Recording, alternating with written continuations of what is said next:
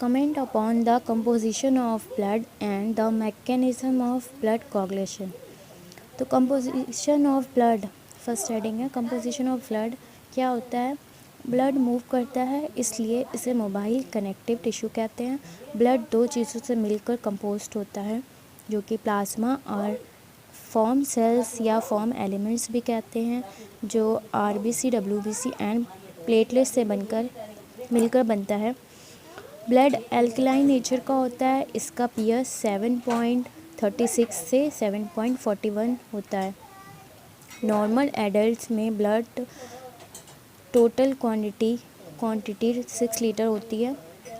WBC दो heading होती हैं, ग्रैनुअल डब्ल्यूबीसी और ए ग्रैनुअल डब्ल्यूबीसी। तो ग्रैनुअल डब्ल्यूबीसी जो स्टेनिंग के बेस पर होती है, उनके 3 पॉइंट्स होते हैं, न्यूट्रोफिल्स, एसोनोफिल्स, बेसोफिल्स।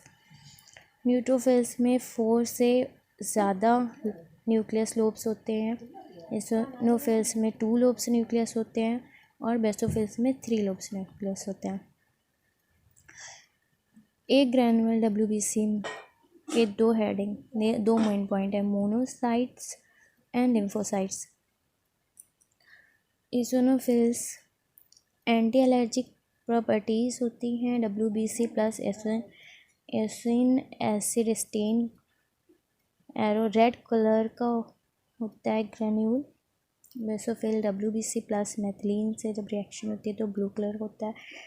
न्यूट्रोफिल्स में डब्ल्यूबीसी प्लस न्यूट्रोलेट होता है तो वॉयलेट कलर का होता है। तो यहाँ पे एक चार्ट बनाया है कंपोजिशन ऑफ ब्लड का। तो प्लाज्मा एंड सेकेंड हेडिंग है जो फॉर्म सेल या ब्लड सेल्स। तो प्लाज्मा में वाटर की जो क्वांटिटी वो होती है, रेंज 90 से 92% होती है। सॉलिड की रेंज होती है 8 से 10% होती है। प्लाज्मा में जो हेडिंग्स जो रहते हैं, main points, water, mineral, nutrients, plasma protein, albumin, globulin, fibrinogen. Defence component होते हैं, इम्यूनोग्लोबिन। डिसॉल्व गैसेस होती हैं, एंटीकोगुलेशन होते हैं, हार्मोन, विटामिन्स एंड एंजाइम्स होते हैं। फॉर्म सेल या ब्लड सेल्स की 3 मेन पॉइंट्स हैं जो अभी बताई थी, RBC, WBC, platelets. RBC erythrocytes होता है, WBC lymphocytes, platelets thrombocytes.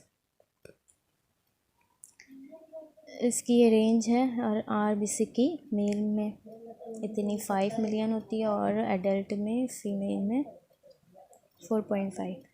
Leucocyte WBC की नॉर्मल रेंज होती है 4000 से 11000 पर micro litre of blood. Platelets की जो रेंज होती है वो 2.5 lakh to 5 lakh platelets of blood.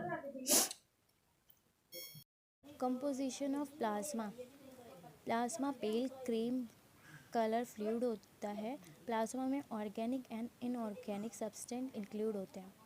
Water, plasma में 90 to 92% वाटर प्रेजेंट होता है। मिनरल सॉल्ट 8% होता है, इसमें chloride, bicarbonate, sulphate, potassium, magnesium, iron etcetera होता है। थर्ड हेडिंग है न्यूट्रिएंट्स। तो glucose, fatty acid, phospholipid, cholesterol and amino acid होता है। प्लाज्मा प्रोटीन में फ्लूमेन, ब्लड में मेजर प्लाज्मा प्रोटीन प्रेजेंट होता है, एल्बुलिन, ग्लोबुलिन एंड फाइब्रिनोजेन।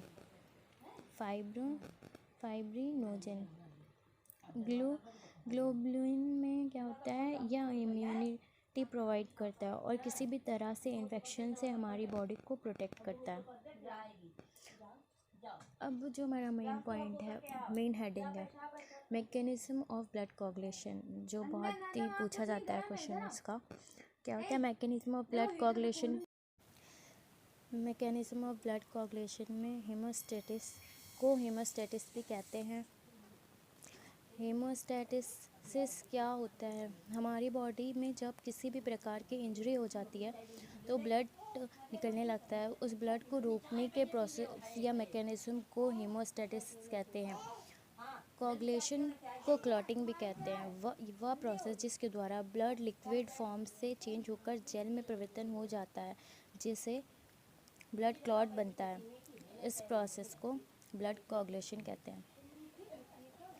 आप चाहे तो स्क्रीनशॉट ले लें और अपना नोट्स बना लें।